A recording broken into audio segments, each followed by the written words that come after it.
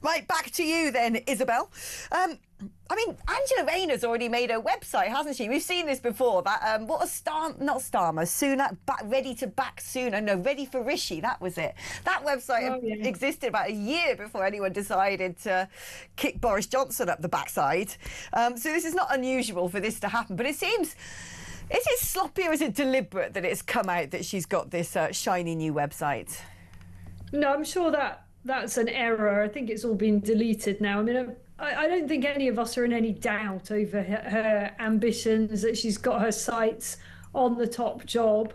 I think perhaps more interesting is who else might throw their hat into the ring, and whether or not this is actually a sort of done deal. I mean, there's a real tension between Ed Miliband and Angela Rayner in terms of competing for the popular vote amongst the membership. Many surveys suggest that it's actually Ed Miliband, who is more popular with Labour voters. And then there's the whole issue of where do the trade unions fall in their backing, and she seems to have that side of the vote fairly well sewn up. We're just showing, for people who are listening, not watching, showing pictures of Angela Rayner with Rachel Reeves.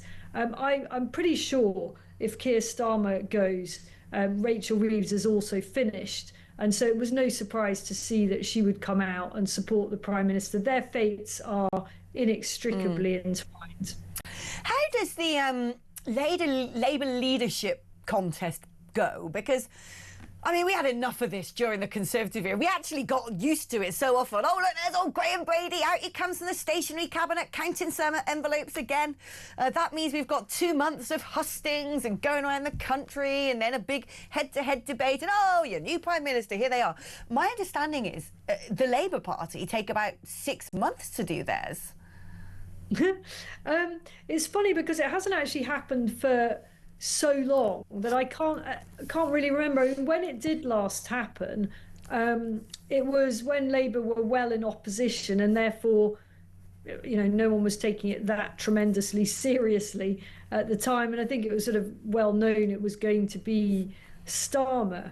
And then casting back to the Blair-Brown years, of course, that was all sewn up between Blair and Brown. So we haven't actually seen this play out in a kind of mirror image of the way these Tory leadership contests, of which we've seen so many, play out. It is more, there is a sort of complicated issue of the trade union votes and so on, but don't test me on the minutiae of the exact mechanics of it. What we can be sure is it will be painful to observe. But I mean, I am assuming we would have to have some sort of caretaker Prime Minister. It'd be weird for Sir Keir Starmer to say, I'm going to resign as Prime Minister, but I'll do so when we've picked the new Labour leader, because I don't know how he would function as a Prime Minister who's already sort of, you know, pinned the tail on the donkey, so to speak.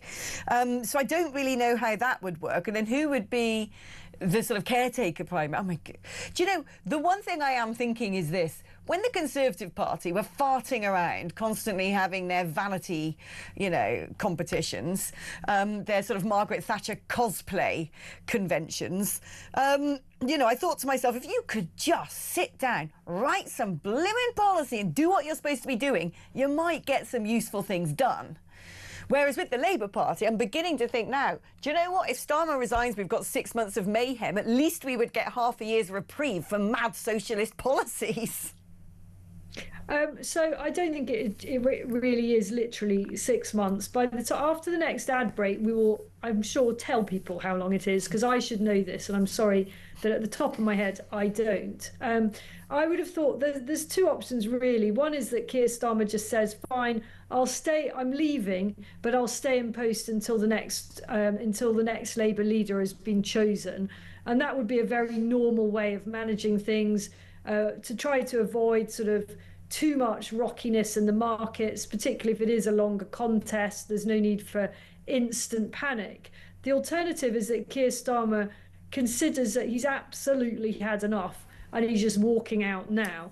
That doesn't look particularly likely. He's obviously a man who enjoys being Prime Minister. But if he were to do that, then you would almost certainly get a David Lammy interim premiership, which, is probably a bit of a head-in-hand situation. It really is. Do you know, let's cheer ourselves up with a thought here. You've seen the film Anchorman, I'm guessing. You know, it's a legendary cult classic. If you haven't, I'll explain the scene that comes to mind. Which is, in Anchorman, they have like this battle of the newsrooms, and they sort of meet in a car park, and sort of three of them come out, you know, like cowboy style, size each other up, and then basically have a fisticuffs in the middle of the outside world. And I'm kind of thinking it'd be quite good if we could figure out who the running mates are, you know, if it's sort of like, I don't know, Rayner, Phillips and Miliband versus Streeting someone and someone. We could just watch them have a Mad Max style moment, or at least if they don't do this in reality, maybe the Kern Gazette can magic that one up on AI, because that at least would give us a bit of comic reprieve.